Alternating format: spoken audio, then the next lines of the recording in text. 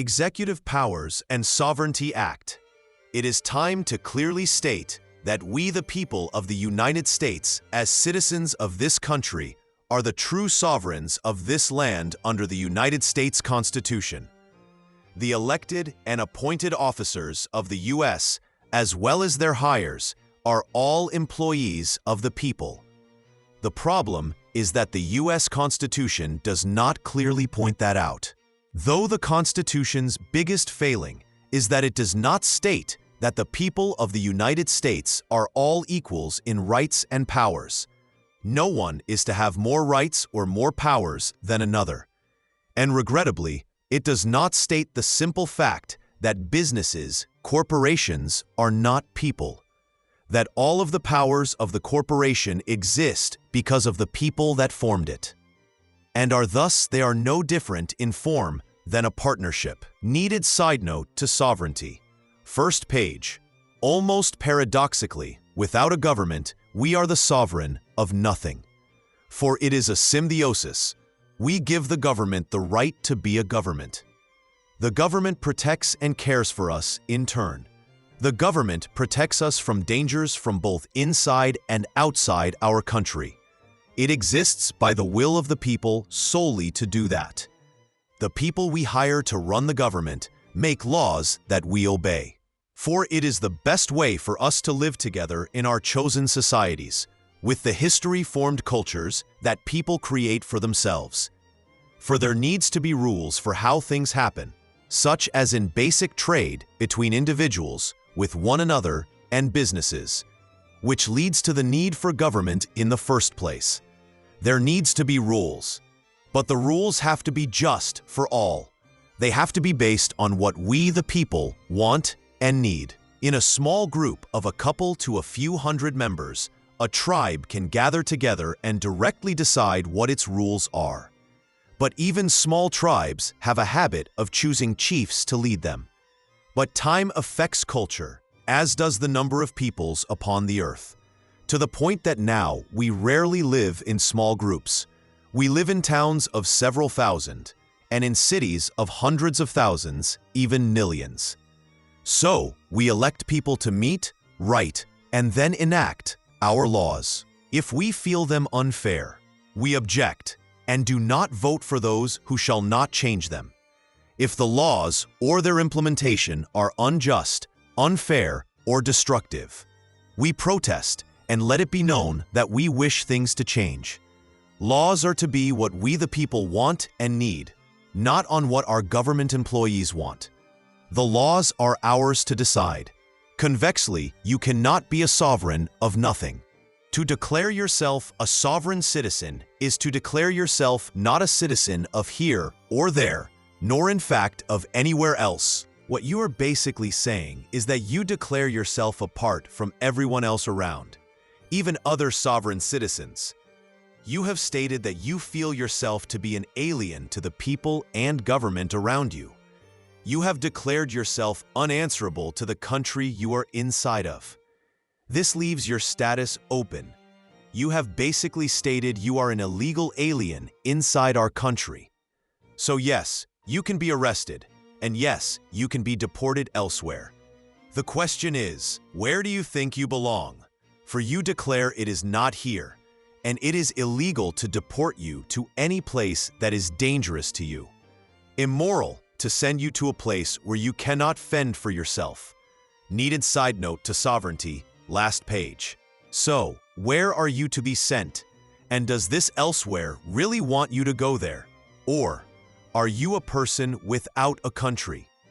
Now, forget about the craziness of sovereign citizens. And let us look at the United States as the foundry of democracy that it is. I am not a member of the Methodist Church. I am using the term foundry of democracy as a pivot point to go back to executive powers and sovereignty. The Constitution gives each state its independence for the people of the state to set up the government of their state as they wish. I believe in the concept of laboratories of democracy. The idea being that the founders partially did this because there were slight differences in the governance of each state. And it occurred to them that this would allow for the states to be the test grounds for different ways of doing things. The idea being that if one state does something different and is successful, another state might try it. And if it works for them, then another state tries it. Then, eventually, Congress might say, "Let us try that," adding a new amendment to the Constitution if needed. But there is no direct proof of that. It is a derivative of the mass writings of the Federalist Papers. Foot 1 and 2, Foot 3. Laboratories of Democracy is a phrase popularized by U.S. Supreme Court Justice Louis Brandeis in New State Ice Company versus Liebman to describe how a single courageous state may, if its citizens choose, serve as a laboratory and try novel social and economic experiments without risk to the rest of the country. Footnote 1. For a primary on the Federalist Papers, go to Wikipedia. See source link on description page. Footnote 2. For a primary on federalism itself, go to Wikipedia. See source link on description page. Footnote 3. See source link on description page. As a result, a diverse patchwork of state-level government practices is created. If any one or more of those policies are successful, they can be expanded to the national level by acts of Congress. For example, the Massachusetts legislature established a healthcare reform law in 2006 that became the model for the subsequent Affordable Care Act at the national level in 2010, or the various concealed carry state reciprocity agreements that motivated the subsequent proposed Federal Concealed Carry Reciprocity Act of 2017. To me, that emphasizes why I started this. That being the question of executive powers and what could be changed. Let us look at the executive powers of state governments. Foot 1, Table Head Row 1, Column 1, Offices, Columns 2 and 3, Totals by Columns 4 and 5, Percentage Row 2. Starting at Column 2, States, then Population. Then repeat those two for percentages. Row 3, Column 1, Totals. Column 2, 50 states. Column 3, 339 million. Data Row 1, Governor. 50 states, 339 million. 100% of states, 100% of population. Row 2, Secretary of State. Foot 2, 35 states, 206 million. 70% of states, 61% of pop. Row 3, Attorney General. 43 states, 317 million. 86% of states, 93% of pop. Row 4, Treasurer. 34 states, 192 million. 68% of states, 57% of pop. Row 5, Auditor Comptroller. Foot 3, 34 states, 235 million. 68% of states, 69% of pop. Footnote 1, Source noted on description page. Footnote 2, the most common duties of a state's Secretary of State are overseeing elections, registering businesses, and acting as the keeper of official state records and documents. Other frequently held responsibilities include commissioning notaries public, publishing state manuals and laws, and administering lobbyist and campaign finance regulations. Footnote 3, Called in different states, Auditor. Foot 4, Controller. Foot 5, Comptroller. Foot 6, Chief Financial Officer. Foot 7, Footnote 4, the most common duties of a state auditor across all states include conducting financial and performance audits of state agencies to ensure fiscal responsibility, checking for compliance with laws and regulations, and investigating potential fraud, waste, and abuse of public funds. Auditors also prepare and publish public reports and sometimes provide training or technical assistance to help improve government efficiency and transparency. Footnote 5. The most common duties of a state controller involve overseeing state finances, including financial reporting, auditing state agencies for efficiency and fraud, managing payroll and accounts payable, and ensuring compliance with state and federal laws. Controllers also often act as the chief fiscal officer, managing the state's accounting system, processing payments, and providing financial data to the public and government officials. While specific responsibilities can vary slightly by state, core duties like financial oversight, auditing, and fiscal management are consistent across all states. Footnote 6. The most common duties of a state comptroller are managing the statewide accounting system, overseeing financial transactions, and serving as the state's chief financial officer and accountant. This includes functions like revenue estimation, tax collection, budget oversight, and ensuring the proper use of state funds through financial controls and audits. Footnote 7. The most common duties of a state chief financial officer, CFO, include managing state finances, overseeing state budgets, and handling financial reporting. They also manage state treasury functions like investing state funds, ensuring compliance with state and federal regulations, and are often responsible for specific functions like fraud investigation, risk management, and state contracts. Think of the headaches and headlines that would not have happened if the Attorney General were their own individual, separated from the President's ability to fire them at a moment's notice. There would have never been a Watergate cover-up. The scandal of the break-in would have happened, but the next set of actions would have had an independent Attorney General to contend with. January 6 would have been independently investigated and prosecuted. An independent Secretary General, who is the Secretary of State in many states, would lead towards better control of all federal records. An independent treasurer would mean that tax records would be more difficult to look at by others in the executive branch. An independent inspector general, who is the auditor comptroller in many states, would watch every government office and officers for signs of improper financial actions. The inspector is in turn watched by the Attorney General, meaning the nipping in the bud of other problems. The table on a few slides back shows that a larger population of people have state auditors, more than by population state treasurers or secretaries of state. They would have caught on, managed the mess of the Teapot Dome scandal. Everything about the oddities of the Supreme Court's money issues would have been investigated, audited. Hush money from, too. Former and current presidents and Congress members would be investigated. Acting in concert, the whiskey ring scandal would have been better managed, as would have been Grant's other problem, the credit mobilier scandal. The Iran-Contra affair would have had the AG, SG, and the IG looking at it. The Mueller report would have been looked at and acted upon more smoothly. It is thus time to divide the powers of the executive branch of government. The president shall still be the head of state with great powers, but there shall be independent watchdogs in place to curb abuse. Independent Attorney General and Treasurer take away many of the possible roads for presidential abuse. The creation of the Secretary General for Public Records and an Inspector General that audits every branch, department, and individual in the federal government shall help curb the sorry state of greed and power-seeking everywhere in and around government, from both inside and outside forces. Everyone would be on the presidential cabinet. The Secretary General is the officer of records. Some must be present. The Inspector General is the auditor of financial records, so they must also be there.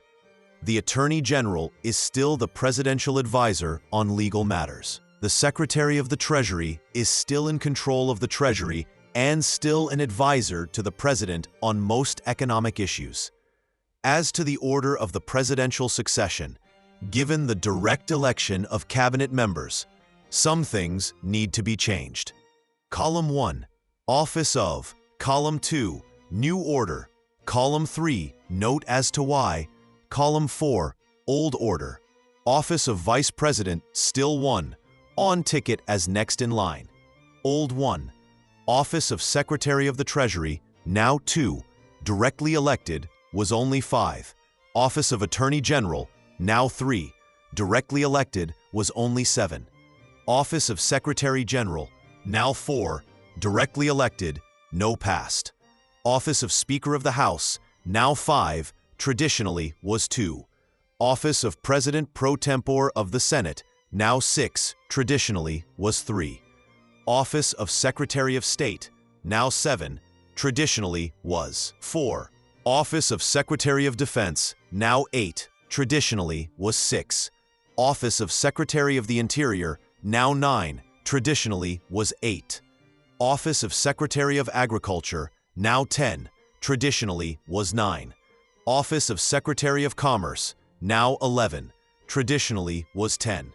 Office of Secretary of Labor, now 12, traditionally was 11. Office of Secretary of Health and Human Services, now 13, traditionally was 12. Office of Secretary of Housing and Urban Development, now 14, traditionally was 13. Office of Secretary of Transportation, now 15, traditionally was 14. Office of Secretary of Energy, now 16, traditionally was 15. Office of Secretary of Education, now 17, traditionally was 16. Office of Secretary of Veterans Affairs, now 18, traditionally was 17. Office of Secretary of Homeland Security, now 19, traditionally was 18. Office of Inspector General, now 20, directly elected but is an auditor of the others. No past, there, all nice and neat, though not as tidy as I would like. But this is about ripping apart the stale old and rebuilding it into something better, something stronger that shall keep America strong and free for hopefully long into the future. The Inspector General is last in the line of succession because the job is one of outright independence from the rest of the government. The auditor is the official head of the GAO and other agencies designed to monitor the functions of the government. The Secretary General is the officer of record, the keeper of the records for the United States. Thus, it is higher in the line of succession. As noted on the first slide, no one is to have more rights or more powers than another. In the world of politics, that means that no one or group has the right to exert undue influence in the running of the government of the United States. So there cannot be secret or openly given money or other influence in or upon the U.S. government. For that reason, politicians, whether already elected or appointed, running for office or waiting for confirmation, must meet high ethical standards at all times, which means full truthful disclosures and actions. Or in the vernacular, you lie, you die. This is one of the reasons for the office of the Inspector General. It is also why I conceived the Great Oath and its sister, the Government Truthfulness Act. Footnote 1. Links are on the description page. This is a lot of things, but they are all in an effort to show who is in power in the United States, and that is we the people. Not politicians, not CEOs, not the clergy, we the people, or more properly, the citizens, the voters of this nation, are those who should be the ones in charge of everything. That is what representative government is supposed to be about. As such, it needs to be clearly stated in the Constitution that it is what we the people want and demand. Executive Powers and Sovereignty Act, Future Amendment. The citizens of the U.S., as the lawful voters of the land, do hold sovereignty, outright supremacy, over those whom we have hired by our votes to run this country. We are in full knowledge that at the time of this Constitution, it was meant to give power to the landed gentry. But we have rejected that, and are long past those ugly times. As we are long past the times when one had the right to own another human being, of treating them and women as less than the white male of our species. We reject those times and notions, but we have sworn to always remember them, for those who cannot remember the past are condemned to repeat it. But neither is it good to punish us now for what has been done by past ancestors. It is time to push on and make sure that things always get better for all of us. To forever strive to see that all are treated as equals, for no one is to have more rights or more powers than another, for that is un-American. Section 1. all members of the U.S. government, no matter if hired by the voters directly, those that are hired by those that are voted in, and on through the chain of hired by hired, are the employees of the U.S. citizenry. As such, are subject to the citizenry of the United States by the articles, sections, clauses, and amendments of the United States Constitution, and by the laws of this country. Section 2. None of them holds any form of higher authority over the citizens of the U.S., except for the powers of authority granted to them by the Constitution of the United States. Section 3. Towards that end, we, with this amendment, do strive to end a misbalance of power.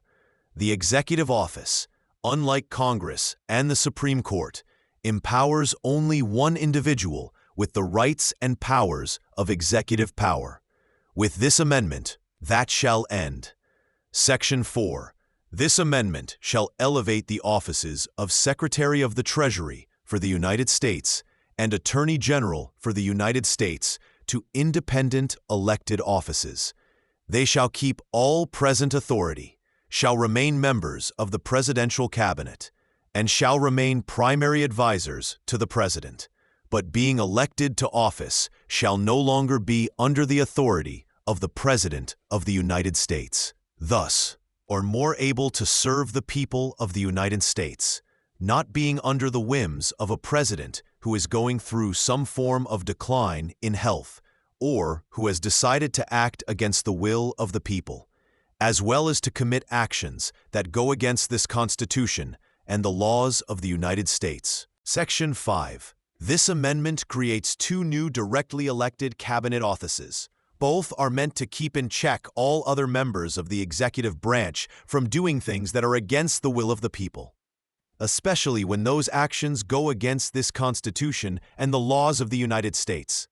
They, along with an independent Attorney General, are meant to keep the government uncorruptible, to keep in check all members of the U.S. government, no matter if hired by the voters directly, those that are hired by those that are voted in, and on through the chain of hired by hired. Subsection 1. New Position 1. Secretary General of the United States. The Secretary General is the officer of record, the keeper of the records for the United States. It is their responsibility not only to guard all of the records of the United States, to make sure all records remain in government hands, and to make sure that not only do our secrets remain that, but that all records of responsibility, of public information, are openly available to the people of the United States. The United States shall not keep things the American voters need to know secret from them. We, the people, have a right to know what is happening. The citizenry has the right to know when things have gone wrong. The citizenry has a right to know the truth, no matter if it is ugly or beautiful. Subsection 2. New Position 2. Inspector General of the United States. The Inspector General is the financial auditor of the United States government for the people of the United States. We cannot allow monetary considerations to be the deciding factor for individuals working for the United States government. Corrupt people must not be allowed inside the government, and corruptors must be found, and both need to be prosecuted for their actions. Section 6. Presidential Succession. Given that this amendment creates or elevates two directly voted-in cabinet positions, these offices should mostly be higher in the order of succession than the non-directly elected. So new order of succession is Vice President, Secretary of the Treasury, Attorney General, Secretary General, Speaker of the House, President pro tempore of the Senate, Secretary of State, Secretary of Defense, Secretary of the Interior, Secretary of Agriculture, Secretary of Commerce, Secretary of Labor, Secretary of Health and Human Services, Secretary of Housing and Urban Development, Secretary of Transportation, Secretary of Energy, Secretary of Education, Secretary of Veterans Affairs, Secretary of Homeland Security, and then Inspector General. Subsection 1. This order not only reflects tradition, but also gives way to 3 individuals directly elected to the executive branch. Subsection 2. The Inspector General's role as guardian is reflected on it being last on the list. Subsection 3. Designated survivor. We have long had the practice of choosing a designated survivor not to attend events, to keep someone alive in the case of an incident. This amendment adds this action to the Constitution, but amends the practice to 2 individuals, one from the now directly elected members of the Cabinet, as President, the other from the traditional appointed members of the Cabinet, as Vice President. Each is to be chosen randomly from the lists of candidates, hopefully but unknowable if they would have. These changes could have prevented some of the worst scandals in the history of the United States government. But these changes should prevent future scandals like those we have had and are going through now from happening in the future. Though giving the inventiveness of man, human beings will likely find new ways of creating corruption and scandal. But this is one of those unknowns that flutter about our life, affecting how we live. Plus, the greater unknowns of what the inventiveness, mixed with the flaws inside all of us human beings, can come up with. What we can invent to cause our own destruction instead of the expansion of the greater causes of man. No one saw the possibility of the outright scale of heartlessness, greediness, and general outright evilness of Enron before it collapsed. As few in power saw that Madoff was running the largest known Ponzi scheme in history, worth an estimated $65 billion, right in front of the eyes of scores of governments. As few in power saw the banking crisis coming, then they bailed out those that helped cause it, and did not give a damn about those that lost everything because of it. Despite the cause of the crash being the same as one of those that caused the Great Depression, for it was bankers, political cronies, that removed the laws written to prevent it from happening again, which of course caused it to happen again. Neither the bankers or their political cronies were punished for this. And right now, another something that was a chief factor for the Great Depression is happening again. Something opposed upon us that even Ronald Reagan was against. While politicians flutter about protecting pedophiles, as government agents act like the Gestapo, arresting legal residents inside the U.S., as an insane man calls for more and more evil, like the taking of healthcare and food from the poor and otherwise needy, we are in the mad years that our grandchildren shall curse us for the destruction we are allowing our politicians to do. Do not expect to have well cared for graves. This was long, but it is important. Consider what has happened in the past and what could happen in the future, and you shall see that something like this needs to happen, at least if we wish to remain citizens of a free land. Something like this must happen. If it does not, those of us in the bottom 90% shall become little but slaves to the top 10%, with the masters being those in the top 0.1%. I like my, perhaps, illusion of being a free man, a citizen voter of this country. Long may she stand, free and proud.